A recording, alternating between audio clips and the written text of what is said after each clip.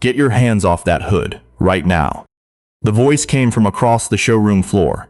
Loud, sharp, the kind of voice that expected instant obedience. Every head turned.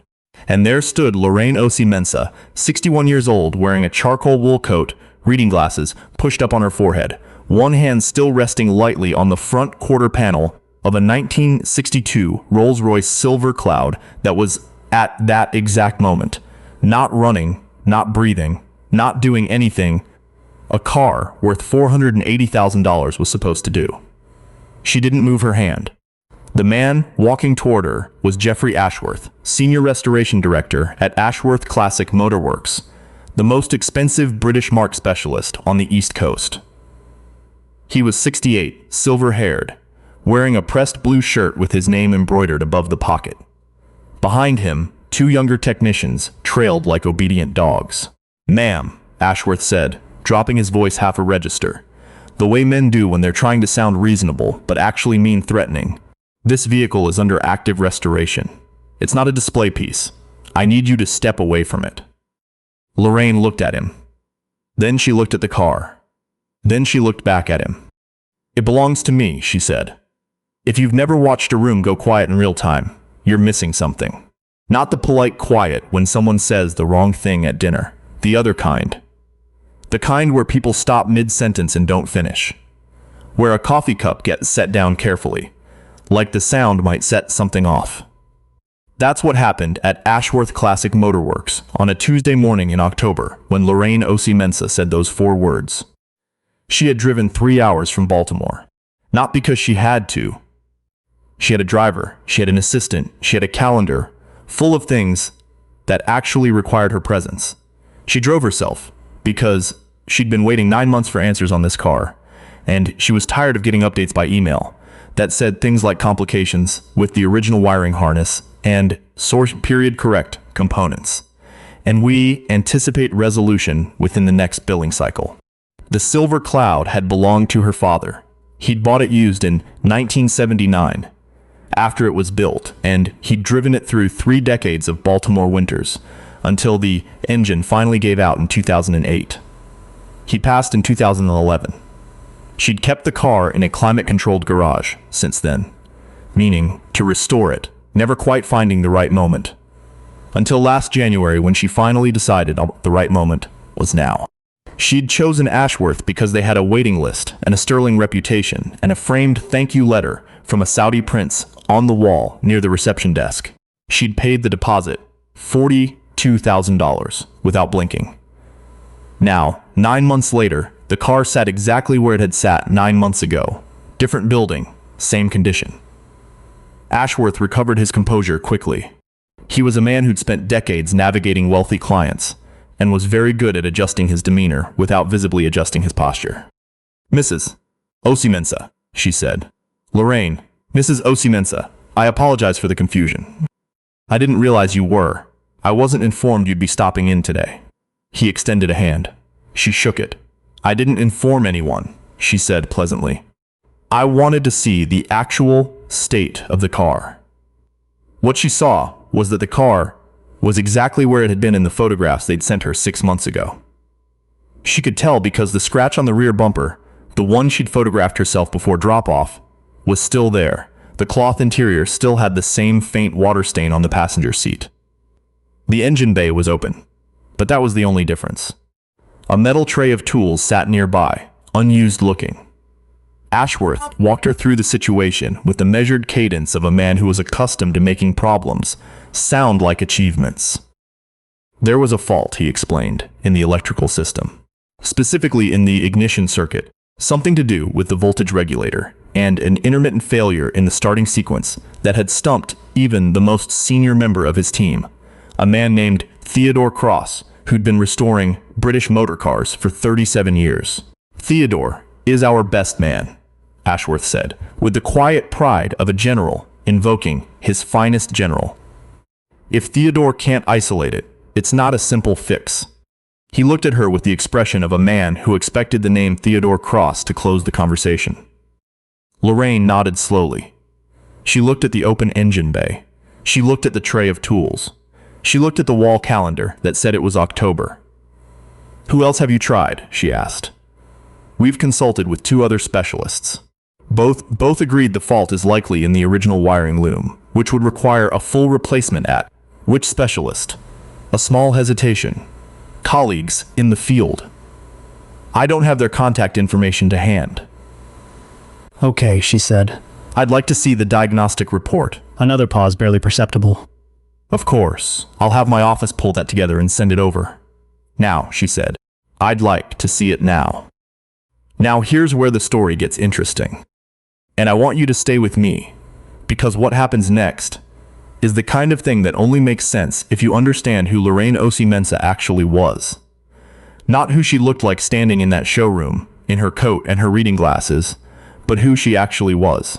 She was the founder and majority owner of Meridian Infrastructure Partners, a Baltimore-based firm that specialized in the assessment, rehabilitation, and electrical systems modernization of legacy industrial facilities, power plants, substations, old manufacturing complexes built in the 40s with wiring that hadn't been touched since Eisenhower.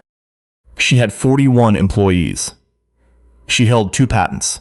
She had personally diagnosed and resolved electrical faults in systems that powered entire city blocks. She had been looking at the Silver Cloud's engine bay for approximately 4 minutes before she drove up here, and she already had a theory. But she didn't say any of that yet. She waited for the diagnostic report. Ashworth's assistant brought it out 15 minutes later, a 2-page summary. Vague in the way that professional documents are when they're meant to create the impression of work without confirming any of it. She read it twice. She asked 3 questions. The assistant didn't know the answers. Ashworth had stepped away to take a phone call. She went back to the car. One of the younger technicians, a kid named Ellis, maybe 25, with grease on his forearm and the slightly sheepish look of someone who knows the situation is awkward, was standing nearby, pretending to organize a parts tray. "Can I ask you something?" Lorraine said to him. He looked around, as if checking whether he was allowed to answer. "Sure," he said carefully. "The voltage regulator they replaced." "What did they replace it with?" He blinked. "A reproduction unit, sourced from a supplier in OEM spec or modified?" A pause. Modified, I think, to accept a modern alternator." She nodded. "And nobody thought to check whether the modified unit was compatible with the original ballast resistor circuit." Ellis stared at her. "Because if the resistance values don't match," she continued, almost to herself, "you'd get exactly the kind of intermittent failure they're describing. It wouldn't show up on a standard diagnostic. It would look like a ghost fault. Something in the wiring. Something nobody could isolate." She looked at him. "Is the ballast resistor still original?" He didn't answer right away. Then, "I don't know. I'd have to check." "Can you check?" He looked toward the office. Then he looked at the car. Then he looked at her, and something shifted in his face. Something that looked like the moment a person decides to actually be helpful instead of just appearing helpful. "Give me a minute," he said. Ashworth came back from his phone call to find Ellis under the hood of the Silver Cloud with a multimeter, and Lorraine standing beside him, reading the display over his shoulder. "What's happening here?" Ashworth said. Lorraine answered without looking up. "Ellis is checking the ballast resistor." "I'm sorry, he's doing what?" Ashworth looked at Ellis, then back at Lorraine. "Mrs. Osei-Mensah, I appreciate your curiosity, but I really need you to let my team, your team," she said, still not looking up, "replace the voltage regulator with a unit that has an internal resistance of 1.2 ohms. The original ballast resistor in a 1962 Silver Cloud is rated for a 3-ohm primary circuit. The mismatch is causing a dropout in the starting sequence every time the ambient temperature drops below about 55 degrees. She paused. "Which it's been doing every morning for the past 9 months. The multimeter beeped. Ellis looked at the reading.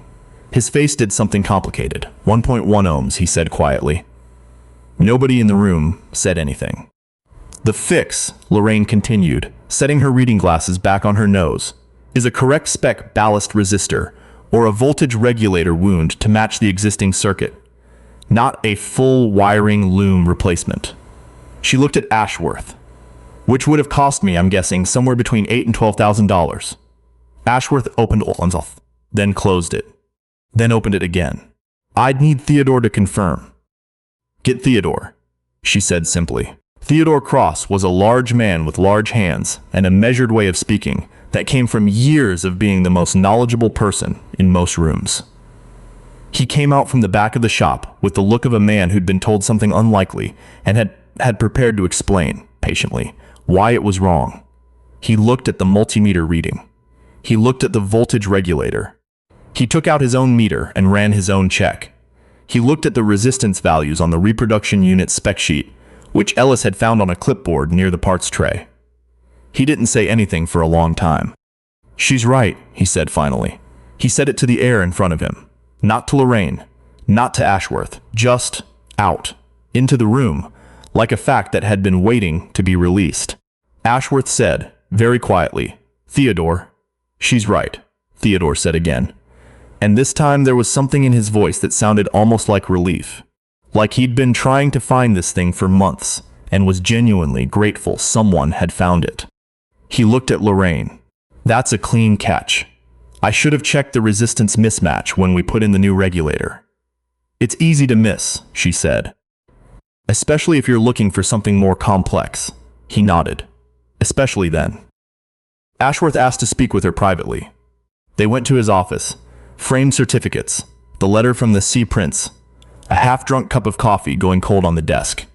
He said he wanted to make this right. He would source the correct ballast resistor, have the car running within 72 hours, waive the storage and labor costs for the past 6 months, and refund 20% of the original deposit. She listened to all of it.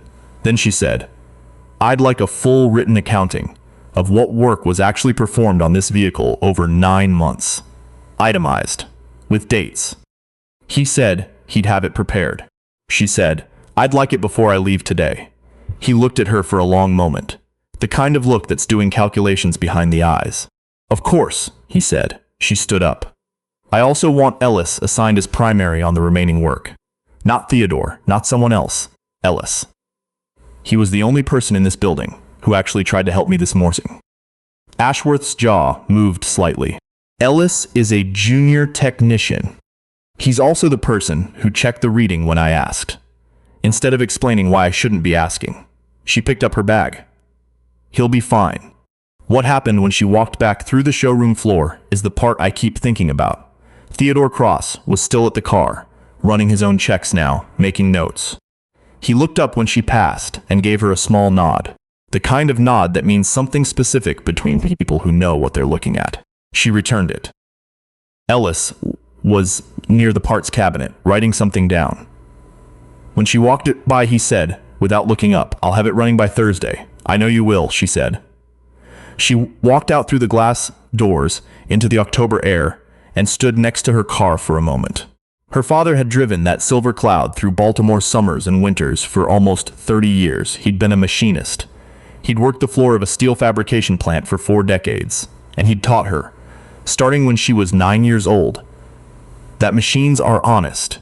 They tell you exactly what's wrong if you know how to listen. Jeffrey Ashworth had spent 9 months not listening. She'd needed about 8 minutes. She didn't feel triumphant about it. That's the thing people get wrong about moments like this. They think the win is the satisfaction. But it wasn't. The satisfaction wasn't in being right. It was in the car. In the fact that it was going to run again. In the fact that it was going to run again. That she was going to hear it idle the way her father had heard it idle on cold mornings in a different century. She got in her own car. She had a 3-hour drive back to Baltimore. She was already thinking about something else by the time she hit the highway. The accounting came through by email at 4:15 that afternoon. She forwarded it to her lawyer without comment. On Thursday morning at 7:42, she got a text from Ellis. No words. Just a video, 12 seconds long, of a 1962 Rolls-Royce Silver Cloud turning over for the first time in 9 months. That long, low, rolling growl of a straight-six engine, finding its breath again, settling into an idle so smooth it sounded almost biological. She watched it 3 times. Then she set her phone down on her desk and got back to work. If you know someone who's been told their hands aren't the right kind for certain rooms, share this with them. And if you want to see more stories like this one, the ones that don't get told enough, hit subscribe. Drop in the comments. Has anyone ever underestimated what you know? Because from where we're standing, those are some of the best stories there are.